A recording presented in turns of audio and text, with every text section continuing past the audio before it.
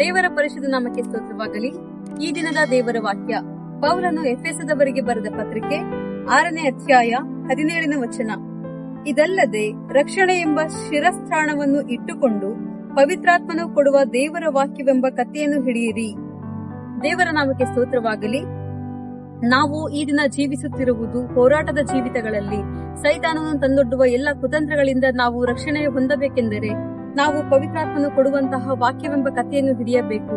ವಾಕ್ಯವನ್ನು ನುಡಿದರೆ ಸೈತಾನನು ಹೆದರುತ್ತಾನೆ, ನಡುಗುತ್ತಾನೆ. ಆದ್ದರಿಂದ ಆ ರಕ್ಷಣೆಯ ಶಿರಸ್ಥಾನವೆಂಬಂತಹ ಕಥೆಯನ್ನು ನಾವು ಹಿಡಿದುಕೊಂಡು ಮುಂದೆ ಸಾಗುವುದಾದರೆ ನಾವು ಜಯವುಳ್ಳ ಜೀವಿತವನ್ನು ಜೀವಿಸಬಹುದು. ಪ್ರಾರ್ಥಿಸಿಕೊಳ್ಳೋಣ.